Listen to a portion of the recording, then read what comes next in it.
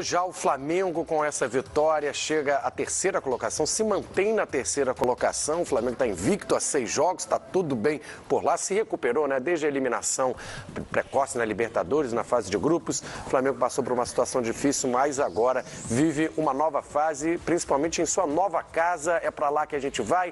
O repórter Ricardo Lai está acompanhando lá a saída do Flamengo. Luzes já se apagando, ninguém mais por aí pela Ilha do Urubu, Lai. É isso aí, Vini. Daqui 20 minutos, hein? A assessoria de imprensa do Flamengo confirmou, daqui 20 minutos as luzes vão se apagar aqui na Ilha do Urubu.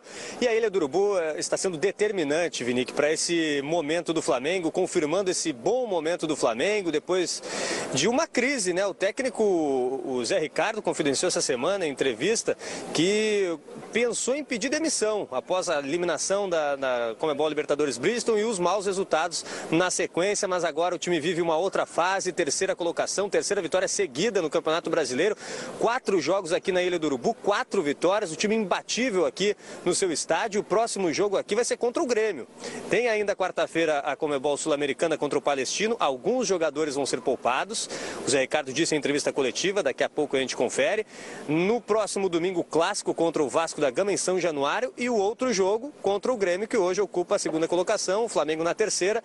E os jogadores falaram, o Diego falou, o Everton Ribeiro falou também sobre esse rendimento do time que mudou, né? Esse entrosamento, e a jogada emblemática foi o segundo gol, né? O segundo gol na troca de passe, a triangulação, Guerreiro, Everton Ribeiro e também o Diego. O Flamengo construiu essa vitória em 4 minutos. O primeiro gol do Guerreiro de falta aos 37, o segundo gol com essa jogada aos 41 e o Flamengo conseguindo aí, portanto, a sua terceira vitória seguida no campeonato. O Paulo Guerreiro chegou a 4 gols no Campeonato Brasileiro, o 17º dele na temporada, e o Zé Ricardo enalteceu a eficácia, né, do ataque do Flamengo, porque não teve tantas oportunidades, na entrevista coletiva, que a gente vai conferir agora. Lembrando que antes o Flamengo faz um treinamento amanhã de manhã no CT do Ninho do Urubu e à tarde viaja para Santiago, no Chile, para enfrentar o Palestino na Conmebol Sul-Americana. Então vamos conferir agora um trecho da entrevista coletiva do técnico Zé Ricardo do Flamengo. O que ela produziu hoje, porque tivemos um jogo no meio da semana, bastante desgastante contra o Santos. O São Paulo conseguiu ter a semana cheia, então a gente previu um jogo bastante difícil, ainda mais o gramado ficou um pouquinho pesado, né, com as chuvas aí. Então os atletas foram realmente bastante eficazes e fizemos uma partida num bom nível. Acho que a gente está crescendo novamente e só parabenizá-los, porque realmente eu acho que a gente novamente mereceu a vitória.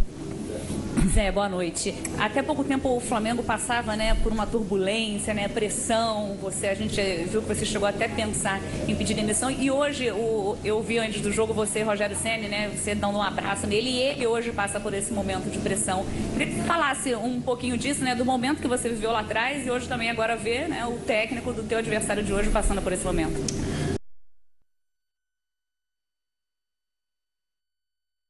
Zé Ricardo, técnico do Flamengo, o Lai até confidenciou que o Zé Ricardo pensou em abandonar o barco, né, pedir demissão depois daquela eliminação na Libertadores, uma eliminação inesperada na fase de grupos, com o elenco que o Flamengo montou. Aí depois pegou um Atlético Goianiense, Copa do Brasil, passou de fase, mas o time muito abaixo da crítica, e aí veio aquela derrota para o Sport. Acho que é ali que foi um marco, foi a última derrota do Flamengo. Teve protesto no desembarque, na chegada aqui no Rio de Janeiro, logo depois um protesto no Ninho do Urubu dos torcedores. O Zé Ricardo afastou, nessa ocasião, o goleiro Muralha, não dá para responsabilizar o Muralha, mas coincidência ou não, entrou o Thiago, o time mudou e aí não perdeu mais.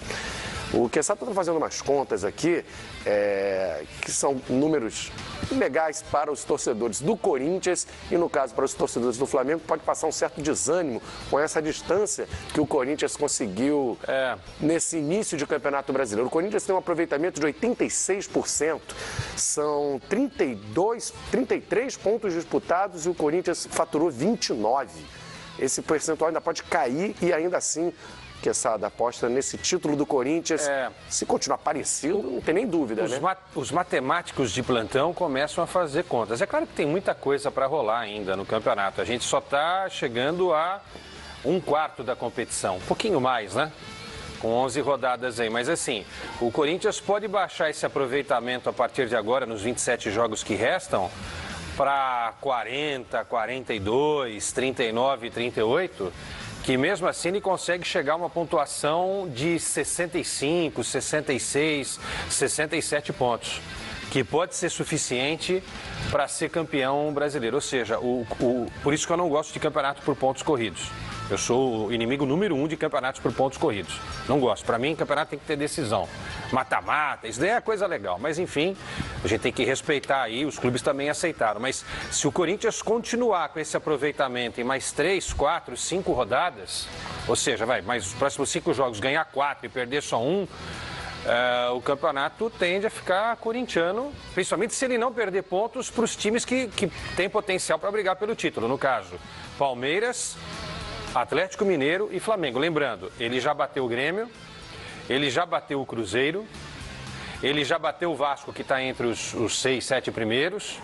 Tem ainda o Santos, ele bateu o Santos, ou seja, ele está batendo todos os times que estão ali próximos a ele na tabela de classificação. É bom a gente fazer essa matemática para entender como tá fantástica essa campanha do Corinthians com 86% de aproveitamento. Só vou defender que eu, diferentemente do que sabe, eu sou o defensor número 1 do sistema de pontos corridos. Mas a cutucada foi para você. Foi, eu senti, eu acusei o golpe aqui, deu um direto em mim. Foi um belo ator aqui, né? Mas é o seguinte, precisa ver o aproveitamento dos concorrentes. Né? Você vê qual é o aproveitamento do Palmeiras nas últimas 4 rodadas? 100%. Então vamos ver Palmeiras e Flamengo em especial. Também, né?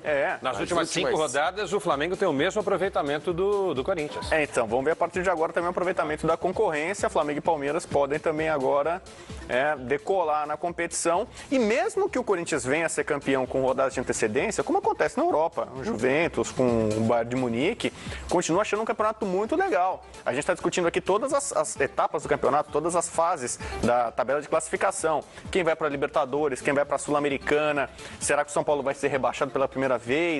Em todas as partes da tabela a gente encontra disputa. E mesmo assim... Tem festas das torcidas, né? Quem foge do rebaixamento, por exemplo, para a Avenida Paulista, para lá a Avenida Principal em Salvador. Olha, em muito caso a festa é maior. E outra coisa, parece que o mata-mata não existe. O que a gente vai mostrar? A gente tem Copa do Brasil, não tem? Temos Libertadores, temos Sul-Americana. Quem é contra o ponto corrido parece que não. Olha, eu quero a volta do mata-mata. A gente tem mata-mata um monte no calendário. A única coisa que não é mata-mata é o Campeonato Brasileiro. Então vamos deixar ele bacaninha, privilegiado. Quais ali são no as principais competições